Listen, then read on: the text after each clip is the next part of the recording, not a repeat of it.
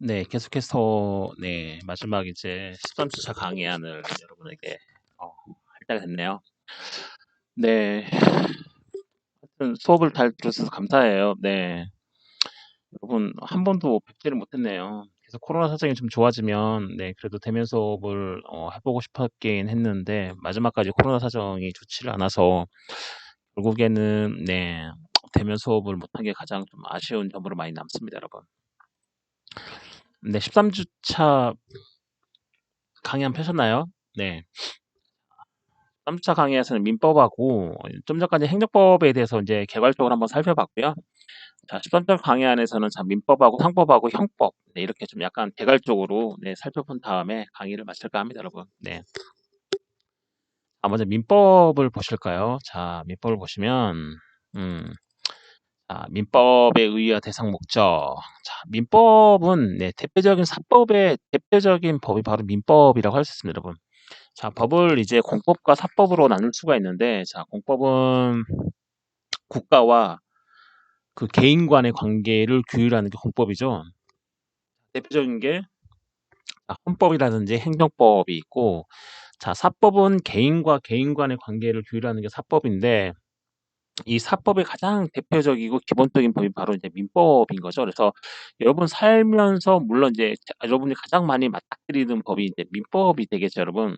왜냐면 여러분과 국가하고 맞닥뜨릴 일들은 뭐 많이 있겠죠. 네. 뭐 살다 보면 뭐 몇 차례 많이 있겠지만 그래도 주로 이제 여러분들이 주로 흔히 밖에서 보고 듣고 주위에서 겪는 그런 일들이 대부분 아마 이 민법의 영역에 속하지 않을까 생각이 됩니다, 여러분. 자, 민법의 의의 대상 목적을 보시면 자, 민법이라는 것은 국가, 그다음에 사회 조직, 그다음에 인간관계를 등을 규율하는 법의 작용 중에서 보시죠. 네, 인간 상호간, 그렇죠. 인간 상호간, 네, 그렇죠. 공법은 뭐죠? 인간 상호간이 아니고, 자, 국가와 인간의 관계, 즉 개인의 관계를 이제 우리는 공법이라고 얘기하고, 사법의 대표적인 법이 민법은 당연히 인간 상호간의 생활관계, 그쵸? 인간 상호간의 생활관계, 즉 개인과 개인의 어떤 생활관계를 규율하는 법을 이제 우리는 사법이라고 하는데, 이 사법 중에서도 이제 가장 대표적인 법이 민법이 있고, 그다음에 이제 이런 사법은 보통 이제 민법, 상법이 있는데 그 중에서도 대표적인 법이 이 민법이고, 그 다음에 상법은 약간 그 민법의 특별법적 성격을 가지고 있는 거죠, 여러분. 민법과 상법의 동시에 규정이 있으면 우리는 상법을 먼저 적용을 합니다. 왜냐하면 민법은 어떤 일반적인 법률이고 상법은 민법에 비교해서 상법은 민법에 대해서 특별법적 지위를 가지고 있기 때문에 자, 민법, 상법이 둘이 같은 어떤 문제에 대해서 어떤 규정이 있을 경우에는 상법에 있는 규정을 먼저 적용한다 이런 거죠, 여러분. 여튼 자, 인간과 인간, 즉 개인과 개인의 관계를 규율하는 법은 자, 우리는 사법이라고 얘기하고 이 사법의 대표적인 법은 자, 민법과 상법이 있는데 그중에서도 이 민법이 약간 대표적인 거죠. 네. 자, 상법은 어떤 영리를 목적으로 하는 상행위. 그렇죠. 상행위는 뭐죠? 그냥 여러분들이 하는 뭐 물건 사고 팔고 이런 것들이 대표적인 게 상행위 중에 하나죠. 자, 이런 상행위야 어떤 상인 등을 규율하는 게 이제 뭐죠? 상법이라고 하면 자, 민법은 일반적인 법률 행위의 주체로서 그러니까 일반적으로 우리가 이제 법률을 행위를 하는 거죠. 우리가 가게에 가서 물건 하나 사는 것도 그게 법률 행위인 거죠, 여러분. 우리가 먼저 제화를 주면 저기서는 제화에 따른 어떤 물건을 주는 것 이것 자체도 법률 행위인 거죠. 대표적인 그렇죠, 여러분. 이런 이제 법률 행위의 주체로서 어떤 그 사인과 사인 간의 어떤 권리, 그다음에 의무를 규율하는 게 바로 뭐냐? 자, 민법이다 이런 거죠. 결국은 민법이라는 건 뭐냐면 개인과 개인 간의 관계를 규율하는 법인데, 즉 개인과 개인 간의 그런 문제를 모두 다 규율하는 게 민법이 아니고요. 그게 뭐죠? 법적으로 효과가 있는 어떤 법률 행위. 그게 어떤 행위가 일반 행위가 아니고 법률 행위인 거죠. 법률 행위. 그죠? 사인 간에 일어나는 그런 법률 행위. 자, 일반적인 그런 행위 말고요. 뭐 물을 뭐 한 컵 떠다 준다 막 이런 것들 말고요. 어떤 법률 행위인 거죠. 그 법률 행위를 자, 규율을 하는 거죠. 누구와 누구 사이에요? 네. 사인과 사인 사이, 개인과 개인 사이에 어떤 법률 행위를 규율하는 것. 그렇죠. 즉 사인과 사인 간의 어떤 권리, 의무 등을 규율하는 게 바로 뭐다? 네, 민법이고 이 민법이 우리 실생활에서 가장 많이 뭐죠? 맞닥뜨릴 수 있는 거죠, 여러분. 자, 민법은 인간과 인간관계에 관한 법이다. 그렇죠. 사인과 사인 간에 관한 그 법인 거죠. 따라서 민법의 대상은 그렇죠. 사람인 거죠. 그렇죠. 개인인 거죠. 사람. 그래서 국가가 아니고 사람인 거죠. 개인. 그다음에 개인과 그다음에 개인 그 상호 관계이며 그렇겠죠, 여러분. 그쵸? 네. 그리고 민법의 목적은 뭐예요? 결국은 개인의 자유로운 결정과 행위를 최대한 보장하라는 목적이 있음. 이런 거죠. 예를 들면 그런 게 그러니까 예를 들면 국가 그 개인과 개인 간의 그런 사이를 국가가 계속 개입을 해요. 한번 생각해 보세요. 물건을 살 때 국가가 개입한다고 한번 생각해 보세요. 여러분들이 어디 가서 그저 뭐죠? 과자. 네, 죄송해요. 전라사투리 과자 까까. 예. 먹는 거 그죠. 과자죠. 네. 과자를 하나 산다 그래도 그 과자를 사는 데 있어서 우리가 돈을 내고 물건을 가져오는 데 있어서도 어떤 국가가 개입을 한다고 생각해서 얼마나 불편하겠어요, 여러분. 그렇겠죠. 그렇기 때문에 결국은 뭐냐면 이 민법의 목적은 결국에는 어떤 개인의 자유로운 어떤 결정 그런 거죠. 개인의 어떤 자유로운 결정 또는 개인의 어떤 자유로운 어떤 행위 자, 이런 것들을 최대한 보장하려는 데 있어요. 국가의 간섭을 배제를 하고 민법이라는 어떤 민법의 어떤 틀, 개인과 개인의 어떤 법률 행위의 관계를 규율하는 이 민법의 틀을 만들어 놓고 야 니네가 알아서 자유롭게 하는데 다만 이 민법이라는 이 큰 틀 내에서 움직여라 이런 거죠. 민법의 어떤 이 틀 내에서 이걸 벗어나면 당연히 안 되고 그쵸? 니네가 자유롭게 행위하고 자유롭게 어떤 니네의 어떤 의사를 결정해도 좋은데 당연히 니네들은 이 민법의 틀 안에서 니네들의 어떤 자유로운 결정과 행위를 하라. 자, 이런 거죠. 즉 민법의 목적은 개인의 어떤 자유로운 결정, 그다음에 개인의 어떤 자유로운 행위를 최대한 보장하려는 데 있는 거죠. 그쵸?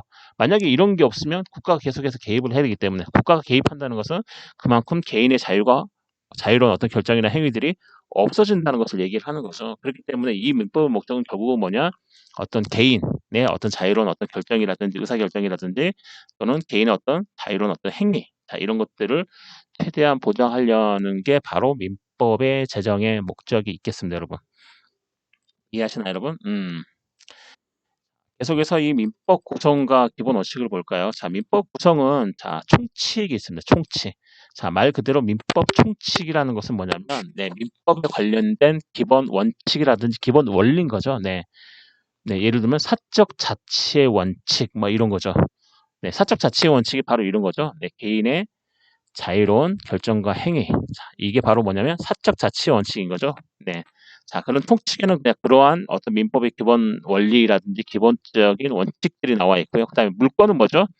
뭐 예를 들면 부동산이죠. 부동산, 물건 이거죠. 물건. 자, 부동산이 대표적인 거죠. 자, 물건. 즉 우리나라 민법전, 즉 민법 법률인 거죠. 네, 민법 법률. 이 민법률은 어떻게 구성되어 있나 이런 거죠. 그래서 총칙이 구성되어 있고, 그다음에 물권이 구성되어 있는 거죠. 자, 부동산 대표적으로 물권.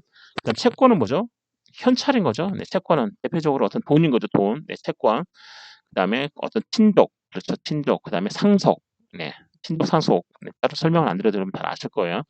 친족 상속 및 부칙으로 구성이 되어 있다. 뭐가요? 민법전이. 그렇죠. 그래서 자 민법전 전반에 공통적으로 적용되는 통치, 그렇죠. 어떤 민법에 있어서 어떤 기본 논리라든지 기본 원칙들이 있는 곳이 뭐냐면 어떤 그 민법 총칙인 거죠. 총칙 부분에 그런 것들이 있어요. 네. 그다음에 어떤 재화, 그렇죠. 재화를 중심으로 하는 인간 생활 관계를 적용하는 뭐죠? 물권법. 그렇죠. 재화를 중심으로 하는 인간 생활 관계를 적용하는 물권법. 그렇죠. 그다음에 채권법. 그렇죠. 네. 물건도 재화니까요. 그렇죠. 음. 그다음에 어떤 남녀 간의 결합 관계. 그렇죠. 남녀 간의 어떤 결합 관계나 어떤 성을 중심으로 하는 인간관계, 생활을 규율하는 어떤 친족법이라든지 상속법. 즉 우리는 친족 상속법을 다른 말로 뭐라고 얘기하냐면 가족법이라고 얘기하는데 이 가족법이 있는 거죠. 결국은 민법자는 크게 세 가지로 다시 나누면 뭐냐면 총칙 부분이 있고 그다음에 재화를 중심으로 어떤 인간 생활 관계를 규율하는 어떤 물권 채권법이 있고 그다음에 어떤 남녀 간의 어떤 결합 관계라든지 어떤 성을 중심으로 하는 어떤 인간 생활 관계 있죠. 네, 이런 관계에 적용되는 어떤 친족 상속법이 크게 이 세 가지로 나눌 수가 있습니다, 여러분. 아, 그러면 이 민법의 기본 원칙이 뭐냐? 네. 자, 민법의 기본 원칙은 자, 말 그대로 사적 자치의 원칙 아까 제가 말씀을 드렸죠, 여러분.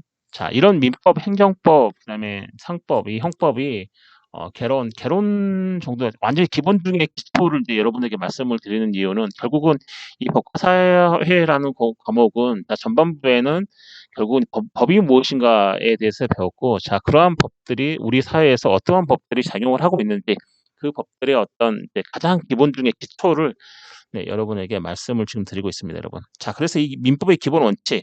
자, 민법의 기본 원칙은 자, 사적 가치의 원칙이 있는데, 자, 민법은 자유주의, 그렇죠.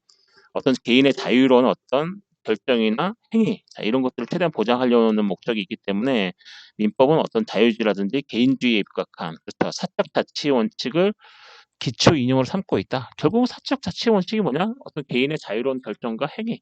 즉 거기 안에 뭐가 들어가 있어요? 자유주의라든지 어떤 개인주의에 입각되어 있는 거죠. 그렇죠, 여러분.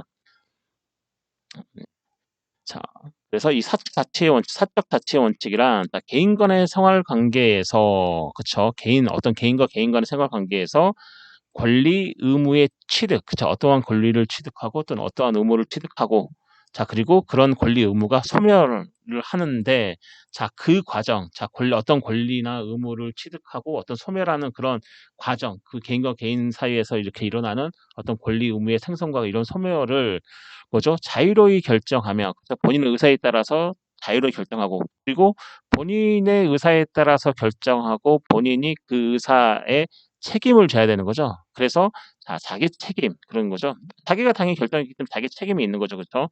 그 자기 책임으로 귀속시키는 것을 말한다. 자, 이게 바로 뭐냐면 자, 사적 자치의 원칙이고 그게 바로 이제 어떤 뭐 구체적으로는 어떤 계약 자유의 원칙, 계약 그렇죠. 그다음에 어떤 소유권 절대의 원칙, 그다음에 어떤 뭐죠? 네, 남에게 손해를 끼쳤으면 당연히 어떤 과실했으면 그런 과실에 대해서 책임을 져야 되니까 이 과실 책임의 원칙으로 어떤 세부적으로 분류를 할 수 있다 이런 거죠. 네.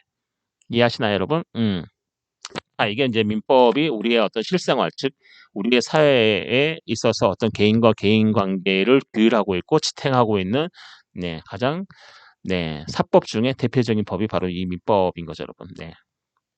자, 민법의 효력은 자, 일단 시간에 관한 효력. 잠시만요. 녹화가 잘 되고 있나요? 네. 자, 시간에 관한 효력, 즉 법률은 제정되어 시행 때부터 효력이 발생함. 그렇겠죠, 여러분. 자, 법률이 만약 오늘 제정됐으면 그 법률의 효력은 당연히 오늘부터 내일로 가는 거죠. 미래로 가는 거죠. 그렇죠? 자, 이 민법 효력은 당연히 시간에 관한 효력, 즉 법률은 제정되어서 시행된 때로부터 효력이 발생한다. 그렇죠? 자, 그러므로 그 효력이 발생한 이유의 사실에 관하여야만 당연히 적용된다. 그렇죠? 이것이 바로 법률 불소급의 원칙이다. 그런 거죠, 여러분. 원칙적으로 법률은 불소급인 거죠, 여러분. 즉 오늘 법을 제정했으면 그 법률의 효과는 오늘부터 시작해서 장래로 가는 거죠, 미래로. 자, 그렇죠. 근데 소급이라는 건 뭐죠? 법률을 제정했는데 법률의 효과가 장래로 가는 게 아니고 과거로 가는 거죠. 과거의 어느 시점부터 뭐죠? 소급한 거죠. 과거의 어느 시점으로부터 적용하는 거죠. 자, 이걸 바로 뭐냐면 소급이라 그러는데 당연히 이 민법의 효력 중에 이 시간의 효력에는 당연히 뭐죠? 법률 불소급의 원칙인 거죠. 민법에 관련된 어떤 규정을 오늘 제정했으면 당연히 그 민법 규정은 오늘로부터 장래로 가는 거죠. 미래로. 그래서 우리는 장래효, 법률의 장래효 이렇게 얘기하는 거죠. 즉 뭐죠? 소급효는 안 된다는 거죠. 네, 그게 바로 이제 법률 불소급의 원칙입니다, 여러분. 그리고 사람에 관한 효력. 자, 당연히 민법은 우리나라 국민에게 적용되며, 그렇죠, 여러분? 자, 우리나라 국민에게 적용되며, 자, 외국에 있는 국민에게도 적용된다. 그렇죠. 민법이라는 것 자체는 결국 우리나라 민법은 우리나라 사람에게 적용이 되는데, 그 우리나라 사람이 대한민국 영토 안에 있든 아니면 어떤 여행이라든지 또는 어떤 뭐죠, 단기 거주 목적으로 국적을 바꾸지 아니하고 외국에 잠시 체류를 하고 있든지 뭐죠? 적용이 되는 거죠, 여러분. 민법이라는 게. 그렇죠. 하지만 그 외국에 있는 국민, 외국에 잠시 단기 체류를 하고 있는 그 국민, 그 국민은 그 머물고 있는 그 외국 국가 민법도 적용받게 되는 거죠, 여러분. 그렇죠. 어떤 문제가 생기면 양쪽으로 생길 수 있겠죠.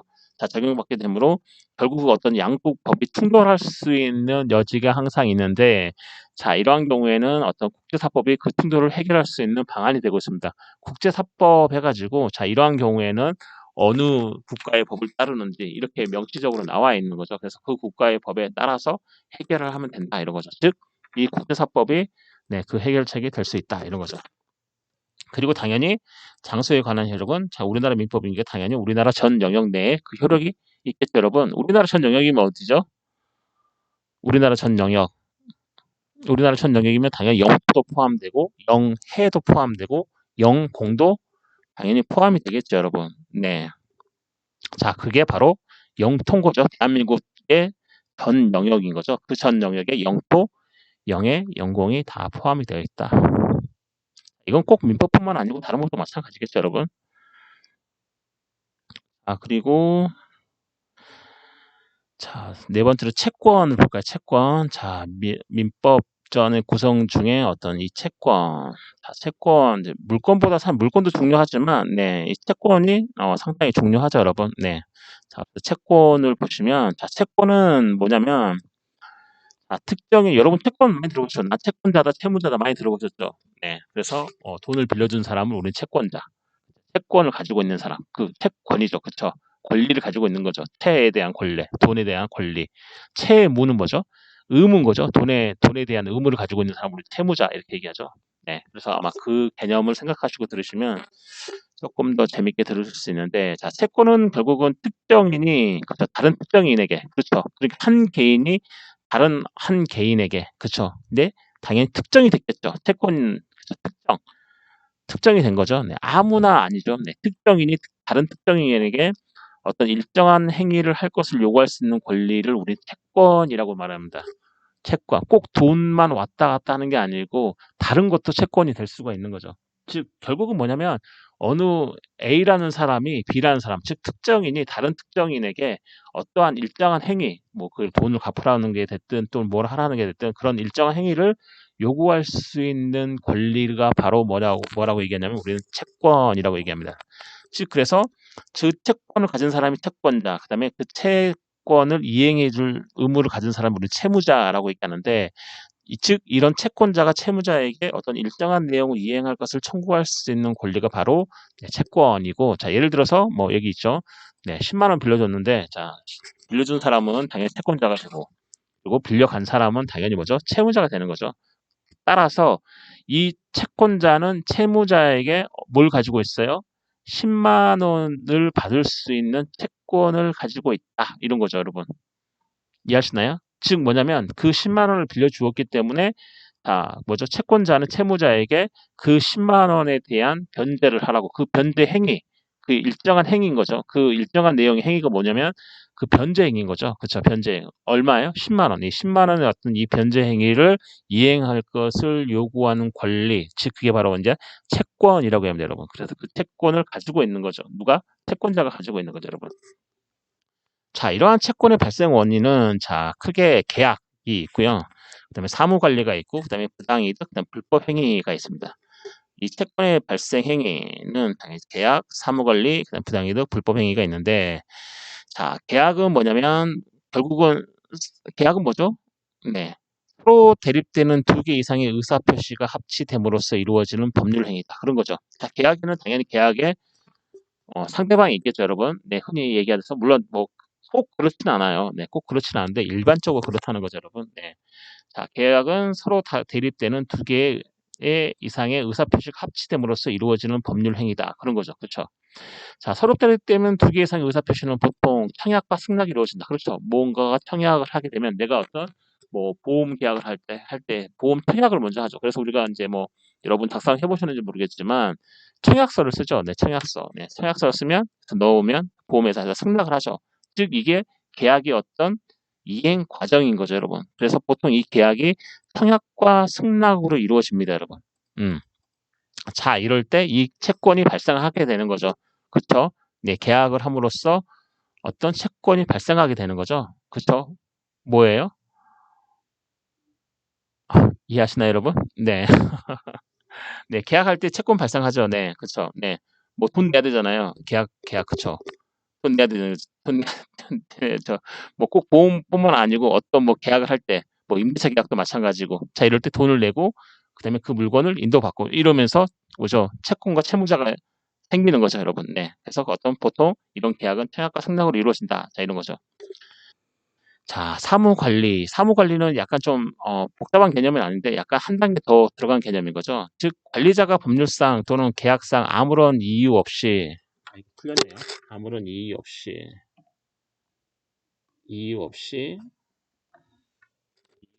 자, 타인을 위하여 그의 차무를 처리해 줌으로써 그쵸?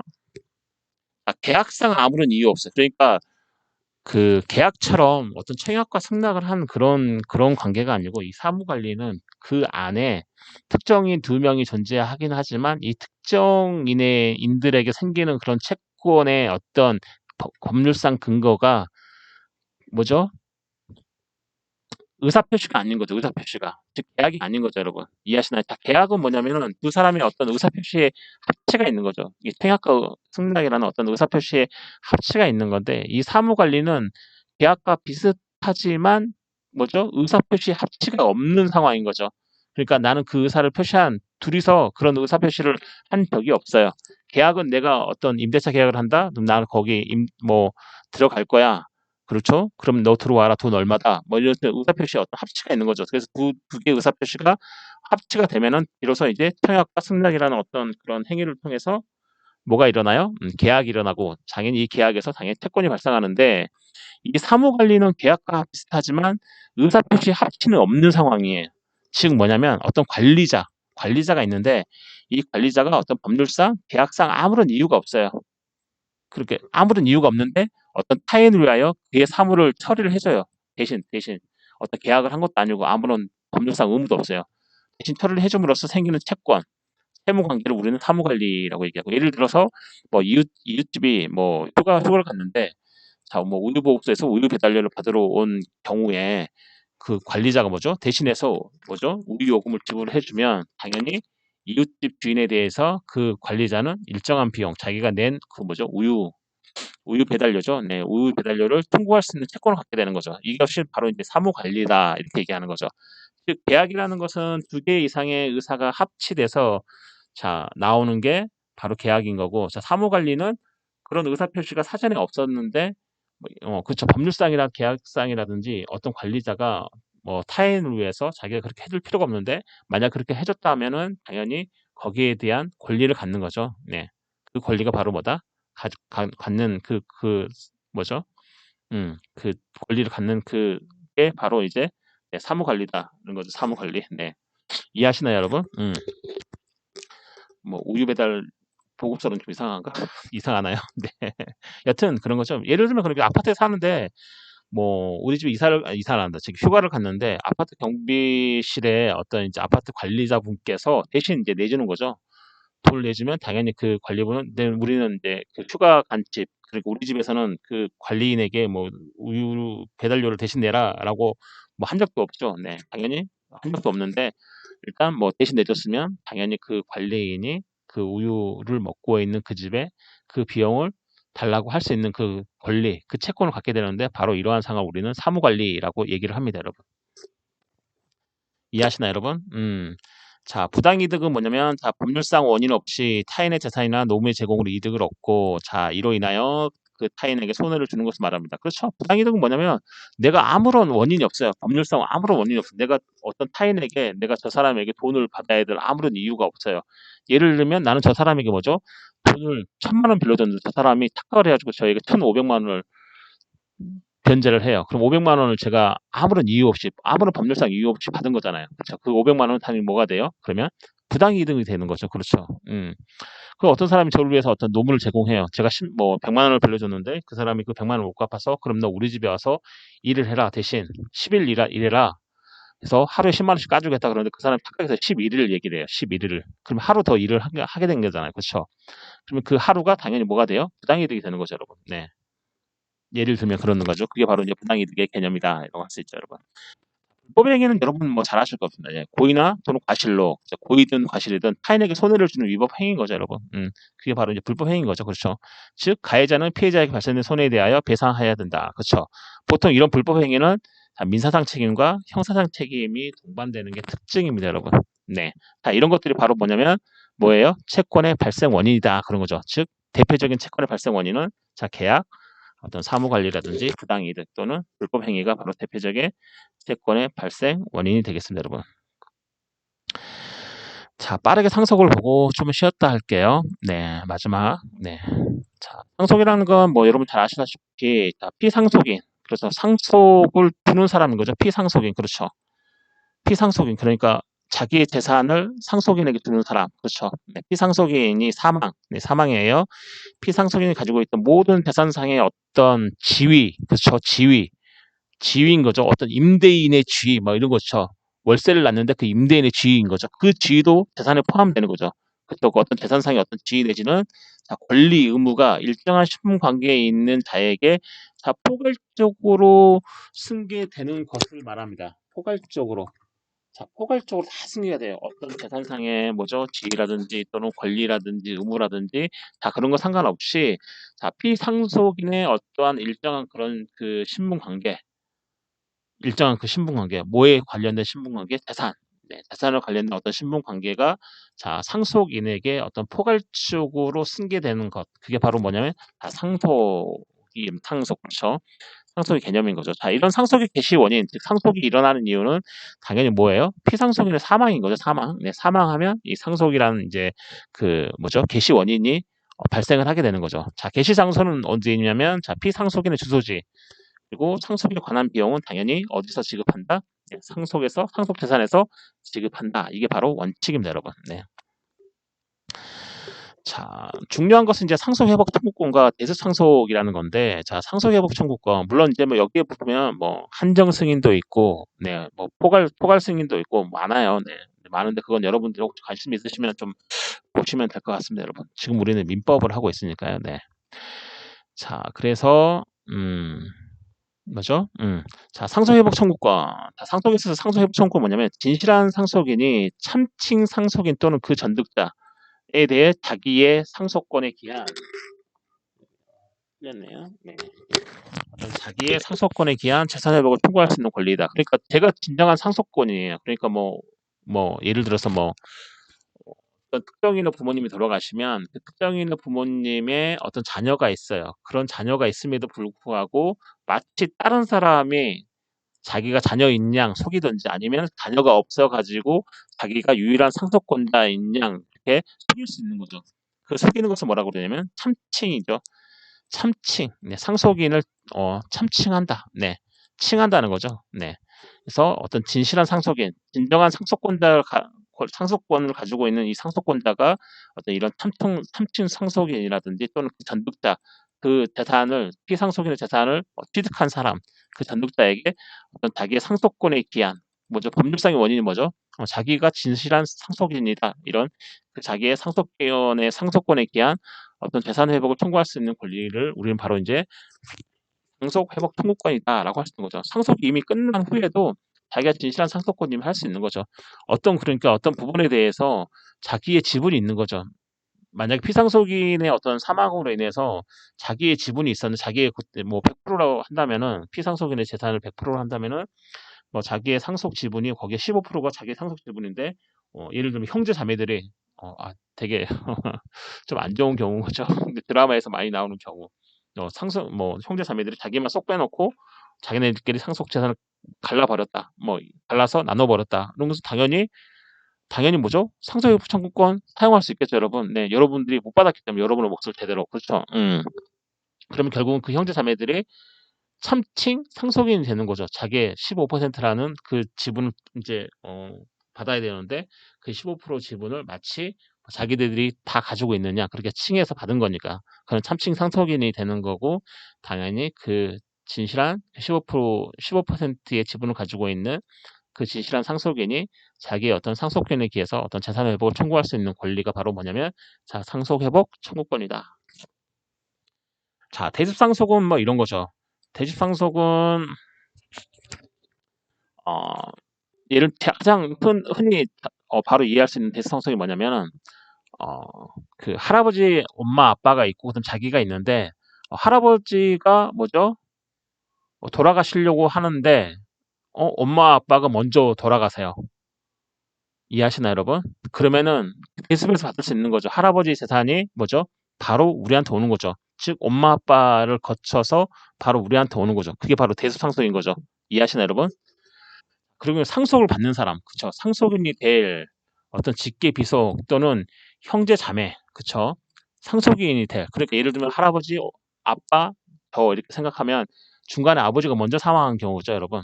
그러면 대습상속을 하는 거죠. 할아버지가 돌아가시면 아버지한테 가야 되는데 아버지한테 그 상속 재산이 안 가고 바로 저한테 오는 거니까. 자, 그런 거죠. 즉 어떤 상속인이 될 직계 비속, 직계 비속이 뭐죠? 엄마 아빠인 거죠. 엄마 아빠 할아버지. 자, 이게 직계비속이고 그다음에 형제 자매는 뭐죠? 관계 혈통인 거죠. 형제 자매. 그렇죠. 나의 이 옆으로 뻗는 그 친족들. 자, 형제 자매가 어떤 상속 개시 전에 사망하거나 또는 결격자가 되는 경우에, 그렇죠. 상속의 결국. 그럼 어떤 상속을 받기 위해서 뭐죠? 뭐 인류 폐륜이죠. 폐륜. 가장 대표적으로 생각해 볼 수 있는 게 자기의 부모의 재산을 상속을 받기 위해서 돈을 안 준다고 상속받기 위해서 자기 부모를 죽인 경우 존속 살해라고 얘기하는 거죠. 자, 존속 살해를 하게 되면 당연히 그 사람은 상속권자로서의 어떤 결격 사유가 생기는 거죠. 그래서 그게 바로 이제 어떤 상속에 있어서 어떤 결격자라고 얘기하는 거죠. 자, 이런 결격자 같은 경우에 그 상속자의 직계 비속이 있는 때에는 당연히 그 직계 비속이 상속이 되면, 그러니까 제가 받아야 제 부모님의 상속 재산을 제가 받아야 되는데 만약에 제가 먼저 사망하게 되면 당연히 내 자식이 또 있으면 제 자식, 그렇죠. 제 자녀가 있으면 자녀가 저를 대신해서 받는 거죠. 그걸 바로 뭐라고 얘기하냐면 자, 대습 상속이다 이렇게 얘기하는 거죠. 그 직계비속이 상속인이 되고 상속 개시 전에 사망 또는 결격된 자의 어떤 그 배우자, 저의 배우자죠. 그런 배우자도 그 직계비속과 함께 동순위로 공동 상속인이 된다 이런 거죠, 여러분. 이해하시나요, 여러분? 결국 대습 상속이라는 건 제가 부모님보다 제가 먼저 사망을 해가지고 부모님의 재산이 제 자녀가 있다면 자녀에게도 가고 그다음에 제 배우자인 아내에게도 간다. 즉 제 자녀와 제 배우자는 공동 상속인, 동순이다, 동순이. 자, 공동 상속인이 되는 거죠, 여러분. 이해하시나요, 여러분? 이게 바로 이제 대습 상속이다라고 하는 겁니다, 여러분.